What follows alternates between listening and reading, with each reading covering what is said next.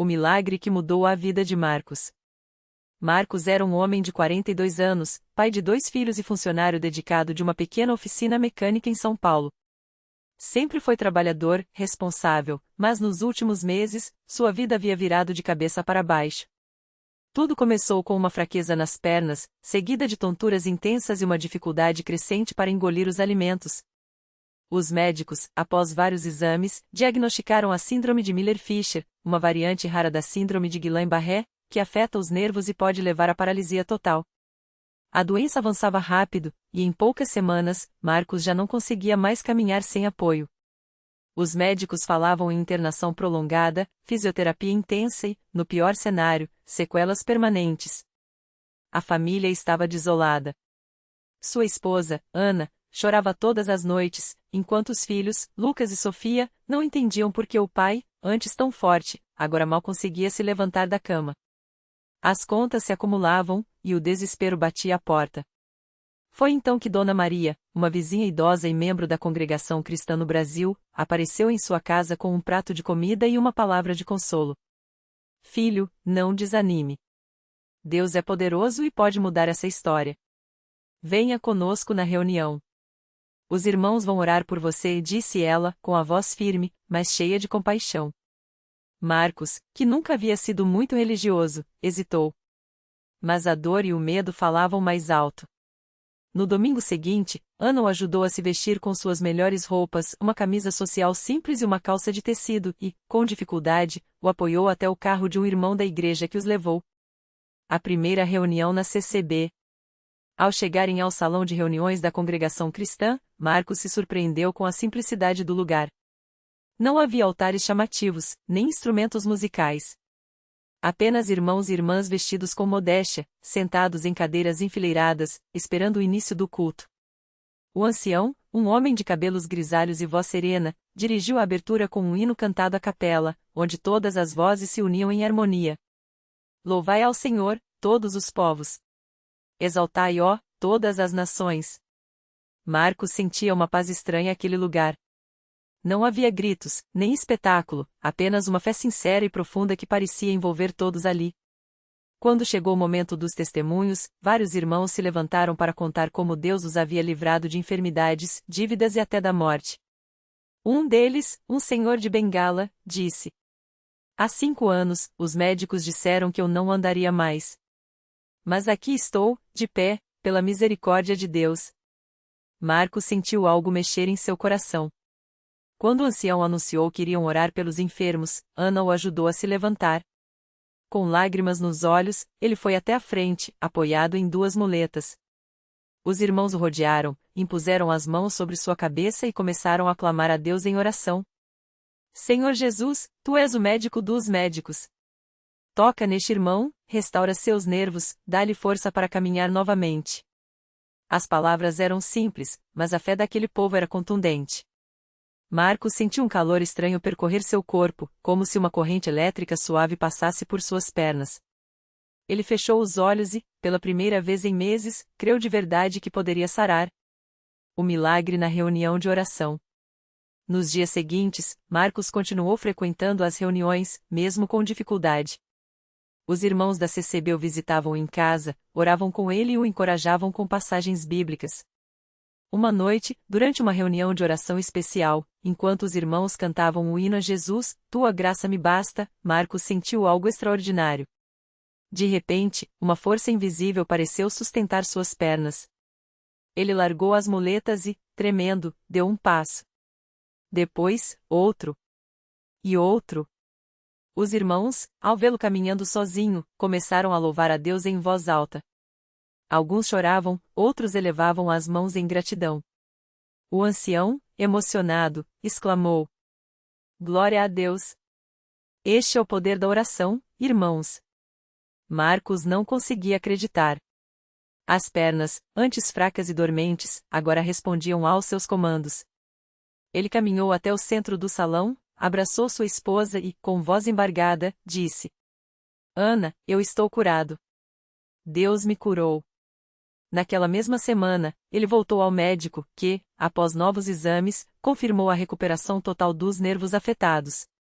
Os médicos não tinham explicação científica, mas Marcos sabia, aquele milagre viera das mãos de Deus, através da fé e das orações dos irmãos da congregação cristã. Batismo, Santa Ceia e uma nova vida.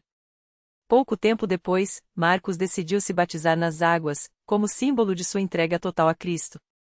Naquele dia, vestido com uma túnica branca, ele desceu às águas enquanto o ancião dizia: Marcos, tu és batizado em nome do Pai, do Filho e do Espírito Santo, para a remissão dos teus pecados. Quando emergiu, sentiu-se renovado por dentro e por fora. Não era apenas a cura física, mas uma transformação espiritual. Passou a participar ativamente das reuniões, a ajudar os necessitados e a testemunhar do poder de Deus.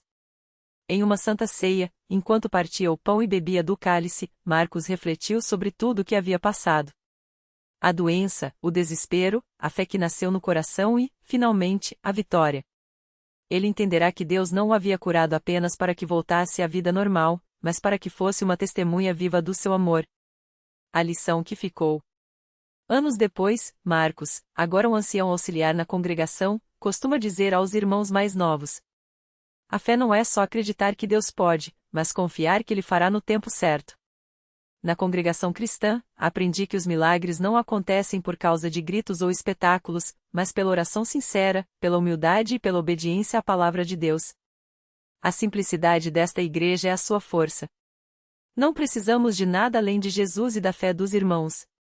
Sua história se tornou um testemunho vivo na região, e muitos, ao ouvirem seu relato, passaram a buscar a Deus na congregação cristã no Brasil, onde a fé é pura, os corações são sinceros e os milagres ainda acontecem.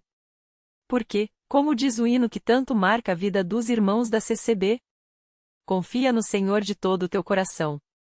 E não te estribes no teu próprio entendimento. E Marcos aprendeu, na dor e na vitória, que essa confiança nunca é em vão. Marcos nunca imaginou que sua vida se tornaria um farol de esperança para tantos. Depois do milagre que recebeu, ele sentiu um chamado no coração, não podia guardar só para si aquilo que Deus havia feito. Começou a visitar os irmãos mais fracos na fé, os doentes, os desanimados. Não com palavras bonitas ou sermões preparados, mas com a simplicidade de quem já tinha sido curado pela mão do Senhor. Certa tarde, enquanto caminhava pelas ruas do bairro, encontrou Dona Maria, uma senhora que há anos sofria com uma doença nos ossos. Ela mal conseguia se mover, e os médicos já tinham dito que não havia mais o que fazer. Marcos se ajoelhou ao lado dela, colocou a mão em seu ombro e disse apenas: Irmã, Deus que me curou pode curar você também. Vamos orar? Dona Maria, com lágrimas nos olhos, balançou a cabeça. Não eram palavras de um pastor, não era um culto cheio de gente, que era apenas um irmão, com a mesma fé que tinha aprendido na congregação, intercedendo pelo outro. Naquela noite, enquanto os irmãos se reuniam para oração na casa de oração, Dona Maria chegou apoiada em sua bengala, mas com um brilho diferente nos olhos. Durante a oração, ela sentiu algo estranho nas pernas, como se uma corrente de vida percorresse seu corpo. Quando tentou se levantar, a bengala caiu. Os irmãos, emocionados, viram-na dar os primeiros passos sem dor, sem fraqueza. Glória a Deus! Exclamou um deles, e o local se encheu de louvor espontâneo, daqueles que nascem do fundo da alma. Mas não foi só Dona Maria. Jovens que estavam presos nas drogas, famílias destruídas pela desunião, pessoas sem esperança, todos começaram a procurar a congregação depois de ouvirem o que Deus estava fazendo. Não havia propagandas, não havia shows, apenas irmãos contando para outros irmãos como a fé os havia transformado. Marcos, que antes era um homem quebrado, agora era um instrumento nas mãos de Deus. Ele aprendeu que o milagre não era só para ele, mas para que muitos crescem. E assim, naqueles bancos simples de madeira, entre hinos cantados com o coração e orações feitas com lágrimas, a obra de Deus continuava. Porque na congregação cristã no Brasil, o poder não está nos homens, não está nos métodos, mas no Deus que ouve o clamor dos que confiam nele. E quando um coração se rende, quando uma vida se entrega, os céus se abrem, e o impossível se torna real. Como diz a palavra, o que é impossível aos homens é possível a Deus. E ali, entre aqueles irmãos humildes, isso não era só uma promessa, era uma realidade que eles viviam todos os dias. Naquela mesma semana, enquanto Marcos compartilhava seu testemunho com um grupo de jovens na igreja, uma mulher chamada Ana entrou pela porta dos fundos, com os olhos inchados de tanto chorar. Ela tinha ouvido falar dos milagres que aconteciam naquele lugar, mas vinha com o coração pesado, carregando uma dor que parecia não ter solução. Seu filho, Pedro, de apenas 10 anos, estava internado há meses em um hospital público, lutando contra uma doença rara que os médicos já não sabiam mais como tratar. Senhora, prepare-se para o pior, tinham-lhe dito. Mas Ana não aceitava aquela sentença. Se Deus curava os quebrantados, como ela tinha ouvido nos testemunhos, então ele também poderia tocar seu filho. Ao ver a angústia no rosto dela, Marcos não hesitou.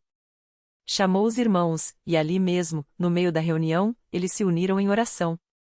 Não eram palavras bonitas ou discursos elaborados, eram clamores sinceros, mãos estendidas, lágrimas que caíam no chão enquanto pediam: Senhor, tem misericórdia. No dia seguinte, Ana foi ao hospital como de costume, mas dessa vez com uma paz que não vinha dela. Ao entrar no quarto, encontrou Pedro sentado na cama, sorrindo. Mãe, eu tive um sonho ontem, disse o menino. Um homem de roupa branca me tocou e disse que eu ia ficar bom. Os médicos, atonitos, não conseguiam explicar a melhora repentina. Os exames, que antes mostravam um quadro grave, agora indicavam que a doença tinha regredido como se nunca tivesse existido. Quando Ana voltou à igreja no domingo seguinte, não precisou dizer nada. O brilho nos olhos e o sorriso no rosto de Pedro falavam por ela.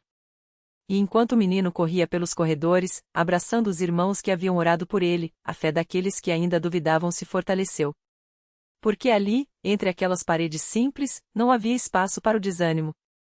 Cada testemunho era uma prova de que Deus não havia mudado.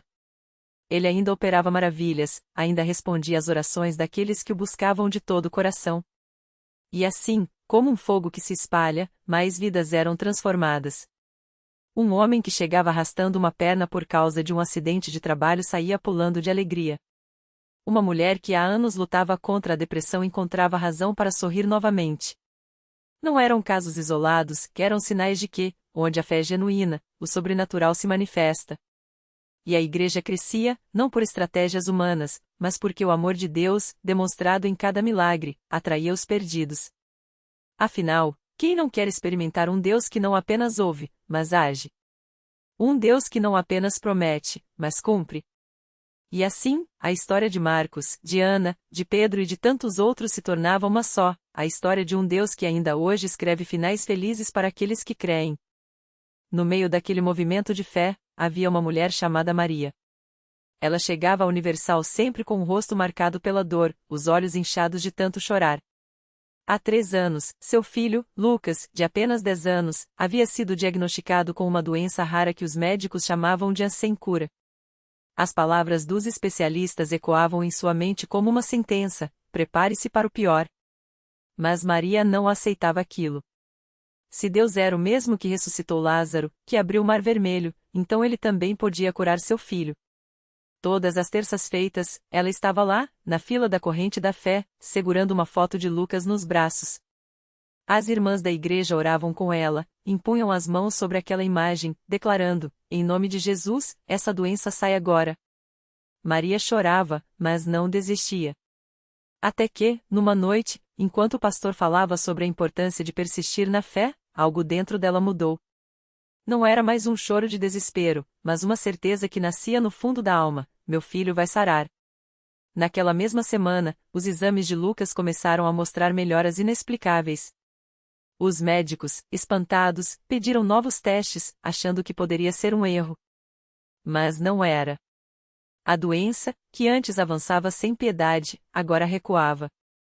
Em menos de 2 meses, os resultados vieram: remissão total. Não há mais sinais da doença. Os médicos não tinham explicação. Maria tinha, era a mão de Deus respondendo à sua fé inquebrantável. Quando ela voltou à igreja com Lucas ao seu lado, saudável, correndo pelos corredores, abraçando todo mundo, o choro foi geral. Não eram lágrimas de tristeza, mas de gratidão. Aquele menino, que os médicos haviam desistido, estava ali, vivo, cheio de energia, provando que Deus ainda faz milagres nos dias de hoje. E não parou por aí. Um casal que já havia tentado tudo para ter um filho, depois de anos de tratamentos e decepções, recebeu a notícia de que estavam esperando um bebê. Um homem viciado em drogas, que chegará à igreja arrastado pela família, saiu livre da dependência depois de uma noite de oração intensa. Uma senhora que não enxergava há anos passou a ver as cores do mundo novamente após o pastor ungir seus olhos com óleo consagrado. Cada testemunho era como uma semente plantada no coração daqueles que ainda duvidavam. Quem entrava na Universal para dar uma olhada saía transformado. Quem chegava com o coração partido encontrava consolo. Quem vinha com doenças recebia cura. Não era magia, não era coincidência, era o poder de Deus se manifestando onde a fé era exercitada.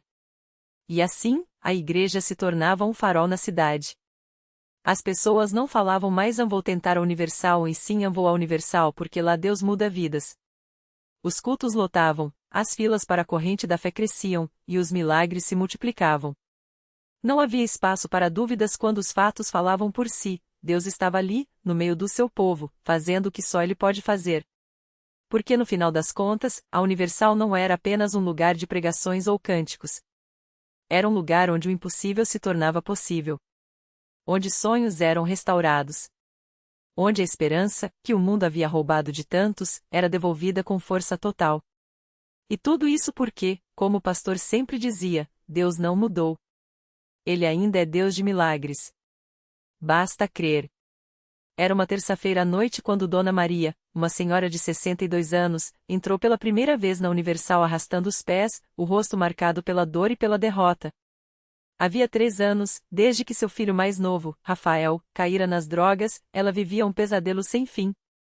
As noites eram de choro, os dias de orações desesperadas em frente a um quadro de Nossa Senhora, que já não respondia mais.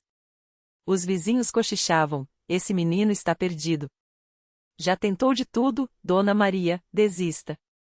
Mas no fundo do seu coração, ela ainda tinha uma faísca de esperança. Se Deus existe mesmo, Ele tem que me ouvir aqui, pensou, enquanto cruzava a porta da igreja. O culto já havia começado. O coro cantava com uma unção que fez arrepios percorrerem seu corpo. Este é o lugar, ela sentiu. Quando o pastor fez o chamado para quem precisava de um milagre, Dona Maria levantou a mão trêmula. Os obreiros a levaram até a frente, onde ela se ajoelhou e derramou a alma. Senhor, eu não aguento mais ver meu filho assim. Se o Senhor é real, salva o Rafael. As lágrimas caíam sem controle, molhando o chão que já havia sido molhado por tantas outras lágrimas de fé. Naquela mesma noite, enquanto Dona Maria orava, Rafael estava em um beco escuro, prestes a fazer mais uma correria para sustentar seu vício. De repente, uma dor aguda no peito o fez dobrar-se. Estou morrendo, pensou. Mas então, uma voz clara, como um sino, ecoou em sua mente: volte para casa. Sua mãe está orando por você. Ele sentiu um calor estranho invadir seu corpo, como se mãos invisíveis o puxassem para longe dali. Assustado, largou tudo e correu. Não sabia por quê, mas tinha certeza, precisava ir para casa. Quando Rafael bateu à porta, Dona Maria quase desmaiou. O filho estava sujo, magro, mas vivo. E seus olhos não tinham mais aquele brilho doentio. Mãe, eu não sei o que aconteceu, mas eu não quero mais aquela vida, ele disse, abraçando-a com força. Ela não precisou perguntar. Sabia. Deus havia ouvido seu clamor na Universal. No domingo seguinte, os dois estavam sentados nos bancos da igreja, lado a lado. Rafael, agora limpo e com roupas decentes, chorava enquanto o pastor falava sobre a misericórdia de Deus. Eu não merecia, mas ele me tirou daquele buraco, confessava entre soluços. Dona Maria segurou de sua mão, agradecida. Não foi sorte, meu filho. Foi milagre. E milagre só acontece onde a fé é verdadeira. A notícia se espalhou rápido. Amigos de Rafael, que também estavam nas drogas, começaram a aparecer na igreja, atraídos pela mudança radical dele. Alguns vinham por curiosidade, outros por desesperança, mas todos saíam diferentes. Um deles, o Jorge, que tinha as pernas paralisadas devido a um tiroteio, foi levado em uma cadeira de rodas. Depois de 3 cultos de oração intensa, ele se levantou. Primeiro, apoiado nos braços dos obreiros. Depois, sozinho. Os gritos de glória a Deus abalaram as paredes do templo. Jorge caminhou até o altar, jogou a cadeira de rodas no chão e pulou. A igreja explodiu em louvor. Os médicos não tinham explicação. Os exames mostravam que a medula estava intacta, como se nunca tivesse sido ferida. Isso não é ciência, isso é Deus, disse um deles, que também passou a frequentar a Universal depois do caso. E assim, a cada semana, novas histórias surgiam. A moça que engravidou depois de anos de infertilidade. O homem que conseguiu um emprego no mesmo dia em que orou pela provisão. O casal que estava à beira do divórcio e reconciliou-se depois de participar da corrente do amor. Não eram coincidências. Eram respostas. E todas tinham um endereço, a Universal. O pastor sempre repetia: Deus não faz acepção de pessoas. Se ele fez por eles, pode fazer por você também. Mas é preciso vir. É preciso crer. É preciso permanecer. E as pessoas permaneciam. Porque ali, entre aquelas quatro paredes, elas encontravam algo que o mundo não podia oferecer, um Deus que age, que muda, que transforma. Hoje, Rafael é um obreiro na igreja. Ele ajuda outros jovens a saírem das drogas, contando sua história como prova de que nenhuma vida está perdida para Deus. Dona Maria, que antes mal conseguia sorrir, agora é uma das mulheres mais ativas nos grupos de oração. Se Deus mudou a minha vida, pode mudar a de qualquer um, diz ela, com os olhos brilhando de uma alegria que só quem já foi tirado do fundo do poço conhece. E a Universal continua de portas abertas, recebendo os quebrantados, os doentes, os desesperados. Porque lá, o milagre não é exceção. É a regra. E a cada vida transformada, uma coisa fica clara: quando a fé encontra um Deus que não mudou, o impossível tem que ceder. O milagre completo. Naquela noite, enquanto o culto chegava ao fim, um último homem entrou arrastando os pés, o rosto marcado pela derrota. Era João, um pai que há anos lutava contra o vício do filho adolescente. Já tentei de tudo, confessou, com a voz quebrada. Até a esperança eu perdi. Mas ali, entre aquelas quatro paredes, algo mudou. Não foram palavras bonitas ou promessas vazias, foi o silêncio que veio depois da oração, quando João sentiu, pela primeira vez, que não estava sozinho. Uma paz inexplicável o invadiu, como se mãos invisíveis sustentassem seu coração. Dias depois, seu filho, que há meses desaparecia por semanas, bateu à porta. Magro, tremendo, mas vivo. Pai, eu quero mudar, disse, e as lágrimas que caíram foram o selo de um milagre que nem a ciência nem a lógica poderiam explicar. Não foi mágica. Foi Deus o mesmo que ressuscitou sonhos em Rafael, que devolveu o sorriso a Dona Maria, que agora estendia a mão a João e seu filho. Reflexão final. O mundo fala em limites, mas Deus escreve histórias sem pontuação final. Aqueles que entraram na Universal quebrados saíram inteiros não porque mereciam, mas porque alguém decidiu que o amor seria mais forte que a ruína. O milagre não é um evento, é um convite. Um lembrete de que, onde a humanidade vê fim, o céu vê começo. Lição de vida. A fé não anula as tempestades, ela nos ensina a dançar sob a chuva. Se hoje você se sente como Rafael, Dona Maria ou João, lembre-se, as paredes da igreja não guardam segredos. Guardam testemunhos. E o seu pode ser o próximo a provar que, quando Deus age, até o impossível se ajoelha. Porque Ele ainda transforma cinzas em beleza.